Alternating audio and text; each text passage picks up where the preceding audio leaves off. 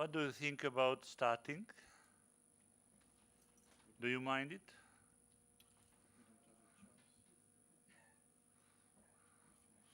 Because the day is long, and that would be nice to finish it until 6.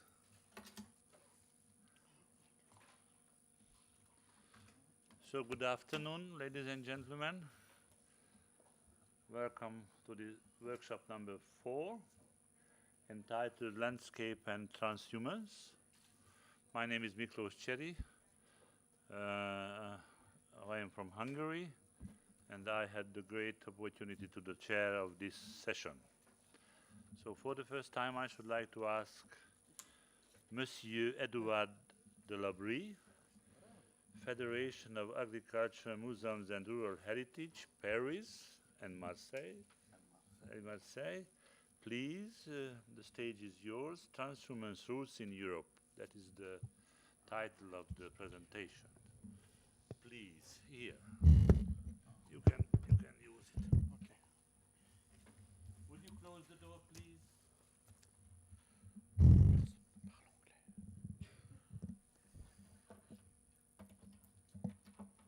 you.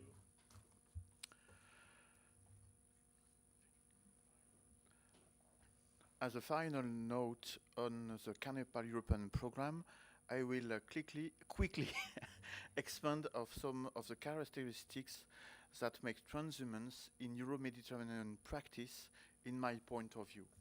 I will develop very fast 7 points concerning the transhumance. Because my English accent is awful, you can read all explanations on the PowerPoint. At first, the origins of sheep domestication.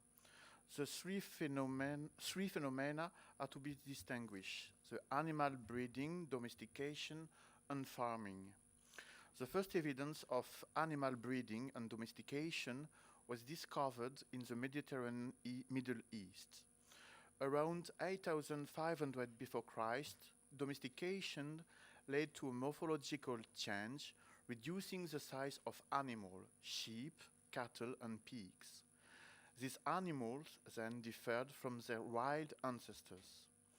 Between 7,700 and 7,500 before Christ, in eastern and central Anatolia, in the Levant and in Cyprus, meat from hunting decreased in favor of the consumption of domesticated animals: pigs for meat and fat, cattle, sheep and goats for meat and milk.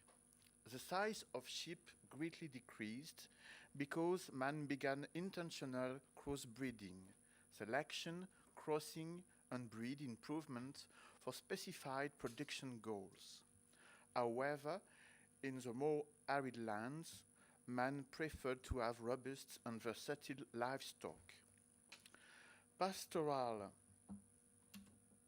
Pastoral nomadism appears in the confines of the Syrian and Jordanian deserts.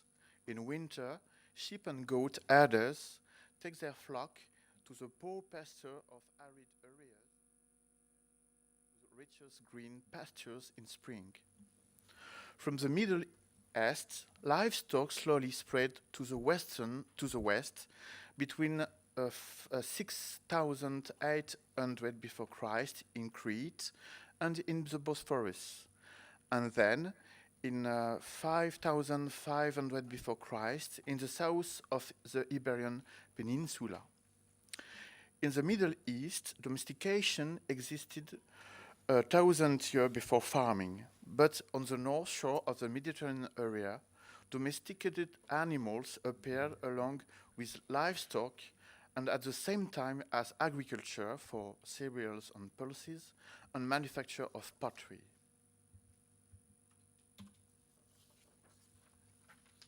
Transhumance, as we know it today, was not documented before the 3rd millennium before Christ. As you know, we have numerous definitions of transhumance. The base is a very famous map of the situation of transhumance in Europe and in the Mediterranean, published by Elie Muller in 1938, used by used again by Fernand Braudel in 1949 in the Mediterranean and Mediterranean world in the age of Philip II, is a fundamental cartographic base. This map, drawn up at a time when ship transhumance was still very active, shows the extent to which this is an Euro-Mediterranean phenomenon. Transhumance is a regular movement of flock and shepherds temporarily among a specific route in irregular grazing areas which are defined in advance. The traveling time is also determined as a various stage, stop, and place where the flocks are to have to drink, as well as the taxes that might have to be paid along the way. Elie Müller identifies three types of transhumance: the normal transhumance, the reverse transhumance, and the double transhumance. Je vais plus vite. The French ethnologist and geographer Marielle Jeanbrun de la Mare only distinguished two main types of transhumance: the Mediterranean type and like also vertical transhumance, which in our Canepal program concerns France, Spain, Italy, Greece, and Bulgaria, and also the horizontal transhumance, which concerns lowland transhumance, like in Poland, even if a mountain transhumance exists in the south of the country, and also Hungary. Estonia is not concerned with transhumance. In fact, the situations of herd movement are numerous, mainly depending on the nature of the terrain, on the economic status of livestock owners, who are not always a shepherd, and on the possible link of farming with another activity.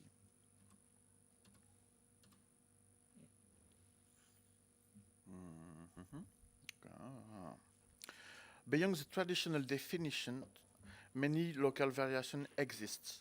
For vertical transhumance, shepherds may move directly from the mountains to the plains, but also to mid-mountain areas when the villages are located immediately between summer pastures and plains. The race for grass, the rate of grass growth, follows the seasons. The rate is also varies with altitude and climate. For example, fair or snow in late summer. The cycle of lambs and ewe for sale also has to be taken into account. The third point is the rise and the recession of transhumance.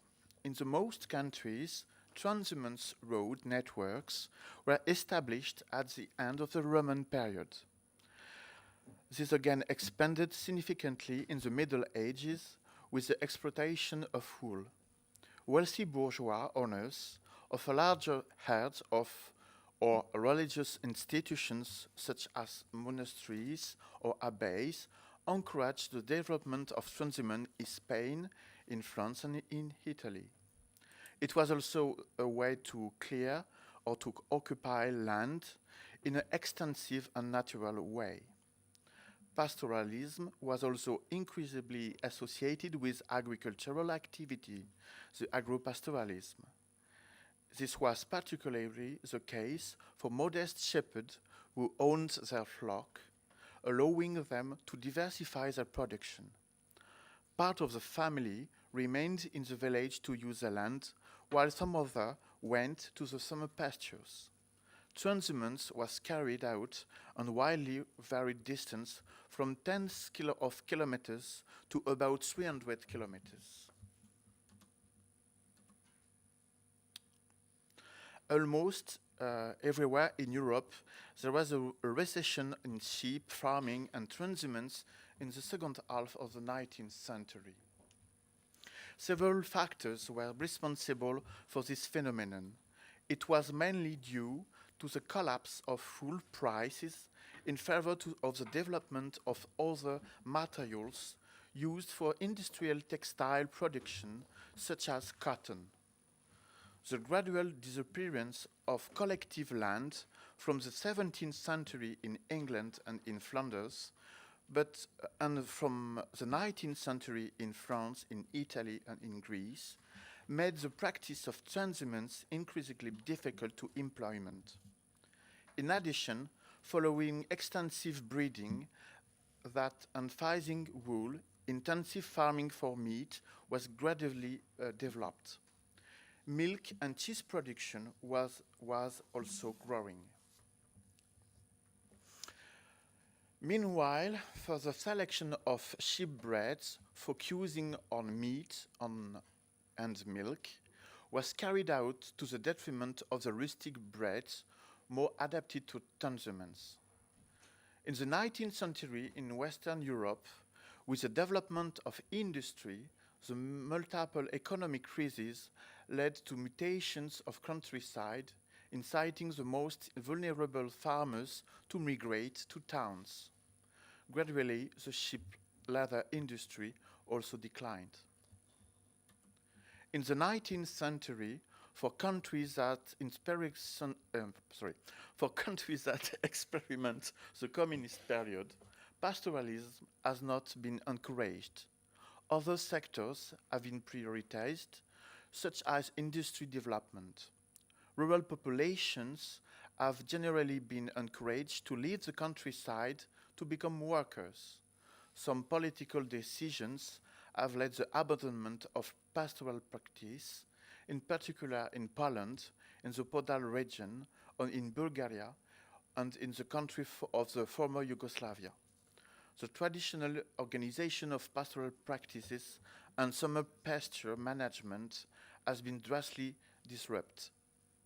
From 1950s, in countries where transhumance remains, especially in France, Italy, and Spain, transport is carried out by train and truck. Very few words concerning nomadism and semi-nomadism. Nomadism differs from transhumance in that the concerned human groups are a family or an ethnic community. All generations move with the herds. Beyond the theoretical definitions, situations are apt to vary on the field. Nomadic people live essentially in the Balkans, like Aromun of Macedonia, the Vlach, the Sarakatstan, etc. In the 19th century, the development of nation-states in the Balkan area led to the limitations of transhumance or semi-nomadic herders. These people developed an increasingly stable farming activity, and they turned to agropastoralism. The nature of the travels then became more subtle and difficult to define. Concerning the next point concerns the social situations of shepherds. Depending on whether the shepherd owns his herd or not, the economic or social situation is obviously not the same. Owners of large herds of several hundred animals do not carry out transhumance themselves. It is on trust to shepherds who are often employed for transporting livestock. The shepherd of the flock have the full responsibility for the flock during the moves, but also throughout the summer grazing. There are also shepherds who practice transhumance of their own herds, but it is the most common case. What is the situation actually of the transhumance? It is 6 points. Transhumance remain active but modest, mainly in Spain, Portugal, France, Italy, and Greece. It has become more rare in Bulgaria, Romania, Albania, and former Yugoslavia. In the first country, transhumance on foot has become a tourist activity in itself. The last part of the herd's climb to the summer pastures is very folklorized. Festivals, cheese competitions, gourmet activities are organized throughout the later stage at higher altitudes. Premiums are awarded by the European Union to maintain a pastoral activity, enable sheep farming to continue in mountain areas. Today, there is a return to the selection of rustic breeds of sheep adapted to specific features in arid or difficult areas. Skills are developed: walking, feed efficiency, pest resistance, resistance to heat and sun. Sheep are also praised for their ability to control and protect the environment, especially against dangerous wasteland. However, sometimes there is a duality between the pursuit of this extensive farming and the reintegration of wild animals such as wolves or bears, which are predators of livestock. To conclude, on elsewhere in the Mediterranean, the situation is considerably different for European farmers and those in the east or south of the Mediterranean. Also, the situation of farmers is perhaps not ideal in the northern Mediterranean, but many efforts are still made to maintain a pastoral activity associated with a viable economical and environmental activity, for example, for the production of cheese and quality meat in France or in Greece. The heritage of transhumance, namely the roots, sometimes gains more attention, even if it is illusory to find the roots and as they existed in the Middle Age. In this vast geographical area of the eastern and southern Mediterranean, Alain Bourbou, the French livestock specialist, identifies four situations. The first is the sedentary pastoral farms. The second is nomadic and transhumant farms. The third is agripastoral farms linked to agricultural calendar. And the fourth, small intensive farming attached to the farm and to the house in the urban belt and irrigated land. European countries give priority to sheep farming for milk and high-quality meat. In contrast, in countries of the eastern and southern Mediterranean, there is a large demand for sheep meat in urban areas, especially during the Eid al-Kebir. In Turkey, in Caucasian, in Syria, transhumance is still active, but populations are marginalized. Everywhere, semi-nomadism is disappeared in favor of a more or less forced settlement. In Egypt, but especially in the Maghreb and in Mashrek, steppe regions necessitate an extensive method of farming. Pastoral activity is especially practiced by Bedouin, who since the early 2000s encounter major upheavals. The increasing drought, the need to develop agropastoralism with the cultivation of barley as fodder for cattle, the privatization of communal spaces create complex situations where part of the Bedouin family has to settle down. The necessity education of children, the more or less long-term migration of parts of families to the cities, but also in Libya or in foreign country or ever to Europe, seriously disrupt Bedouin societies. Herds still have a strong symbolic value for Bedouins, but for how long time? Thank you for your attention.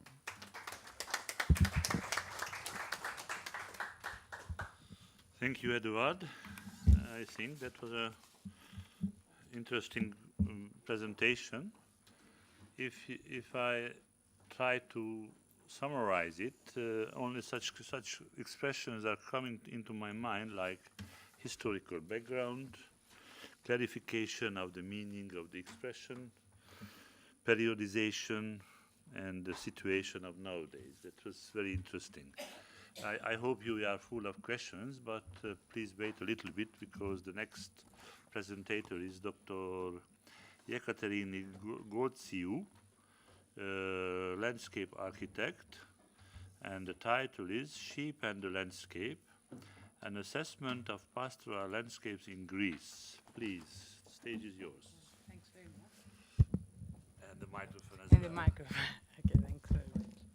Okay,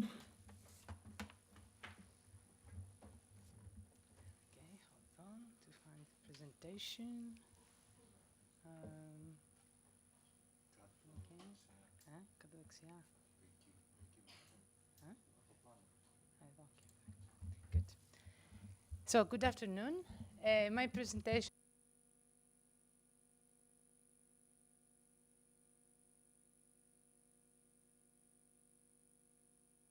Research that was made for Canepal project, and Prisma assessed me to do a small research on sheep and landscape. And this research I'm going to present to you today.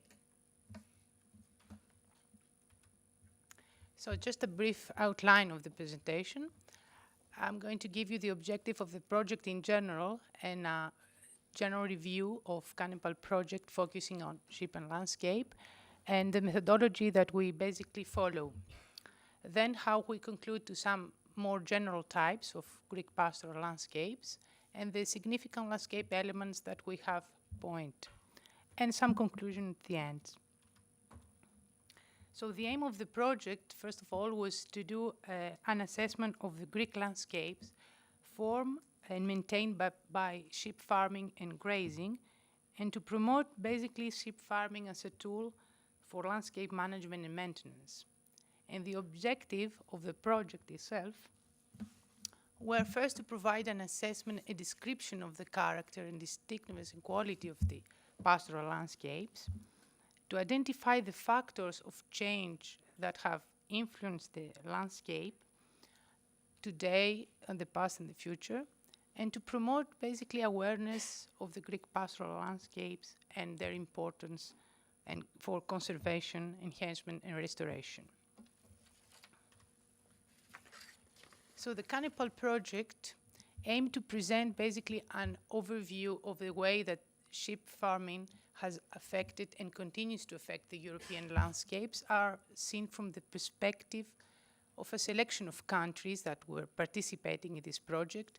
And these countries were UK, France, Spain, Poland, Estonia, Hungary, Bulgaria, and Greece.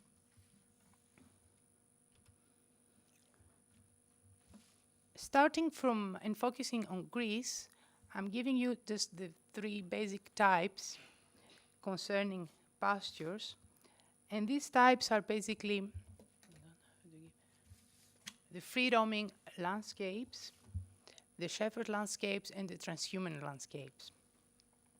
The free-roaming pastoral landscapes are basically landscapes where grazing animals move freely around without being shepherded. And the landscape types are found in confined grazing lands or created by no-shepherd production systems in communal lands. In shepherd pastoral landscapes, livestock graze is guided by a shepherd who takes them on certain by different routes every day. They are found mostly in unfenced grazing lands, including the communal grazed rangelands. And last, the transhumant landscapes are created by the livestock displacement from lowlands to highlands and vice versa. This research was carried out basically starting from a literature review and analysis of the data, and then we went to a classification, a broad classification of pastoral landscapes that we could find. Then an identification of the most distinctive types and landscape elements were our goal also, and we concluded with an assessment of the existing management practices in relation to the above types. The classification of pastoral landscapes was basically on four aspects of classification. We saw land cover, basically the vegetation, land form, climatic zones, and types of pastoral landscapes. And based actually on previous researchers and classifications, we have combined the landscape types occur from the three aspects that I'm going to describe to you. First, a classification that was based, a classification of the geographical area of Greece that was based on three factors: the topography, the soil type, and the climate. These basic geographical areas were the mountainous area, including the Pindus mountain chain, the continental zone of North Greece, including the mainland of Epirus, Macedonia, Thrace, and a large part of Thessaly, the marine Mediterranean-Ionian zone, the Mediterranean zone, including the southern part of Greece, and lastly, the Aegean island. Then, a typology of pasture based on their land cover, if there were grassland, shrublands, or open forest. And third, a typology of landscape according to the type of grazing, as I already have mentioned. This diagram, just to show you a bit of the logic, since we have concluded to the main area, this one was subdivided according to the type of land cover, if it was a grassland, a shrubland, or open forest, and this one by itself was subdivided to free-roaming, transhuman, or shepherd landscape. Let's go one by one. For example, at the mountain zone of Pindus, transhuman landscape were the most common ones.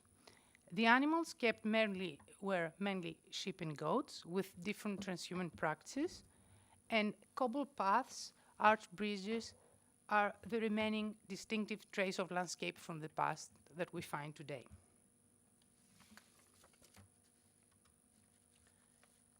The continental zone of Greece, at this zone we basically find a variety of pastoral landscapes, but the most distinctive types that were recognized were free-roaming or shepherd grasslands, shepherd or transhuman open forests.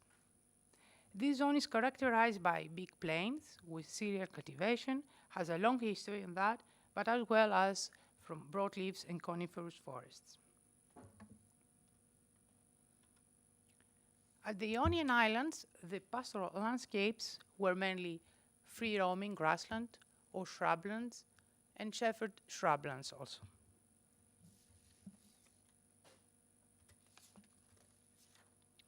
At the southeastern part of Greece, including Styria, Evia, and Peloponnese, the most dominant pastoral landscapes types were mainly free-roaming and shepherd landscapes. We basically recognize types associated with these types of landscape, but due to their altitude variety, we found also a variety on a diversity on vegetation. We had broadleaves, forests, we have olive groves, we have shrublands also. At the Aegean island, an area that, despite their diversity, consists also from a very fragile ecological environment, and due to overgrazing condition, sometimes desert-like appearance is inevitable, we found that there are a lot of types of this type of landscape, and they were basically free-roaming grasslands or free-roaming shrublands, shepherd grassland or shepherd shrublands. Among the most significant landscape elements, just three categories, very broad ones, we would find agricultural or animal husbandry infrastructure, such as storehouses, animal yards, construction for harvesting, irrigating, watering animals, or even processing products. We could find fences of two types, hedgerows or stone walls, as you can see on the photo at the bottom, and footpaths or even arches that were arranged. They were from simple passages or from paved ones. However, sheep farming and grazing cause many impacts on the Greek landscape, and the most serious one that is related to the management that we do is overgrazing, undergrazing, interaction with wildfires, and social impact. Let's go one by one. Concerning the overgrazing, because the vegetation cover was removing, the soil was exposed and leads to erosion. This resulting in desertification and completely denuded grasslands. Undergrazing also can cause desertification because the plant material also were not removed from the animals and become very flammable to be burned by wildfires, which in turn often leads to soil erosion. And if not burned, undergrazed lands will be invaded by woody species, resulting in a loss of biodiversity, which is also a form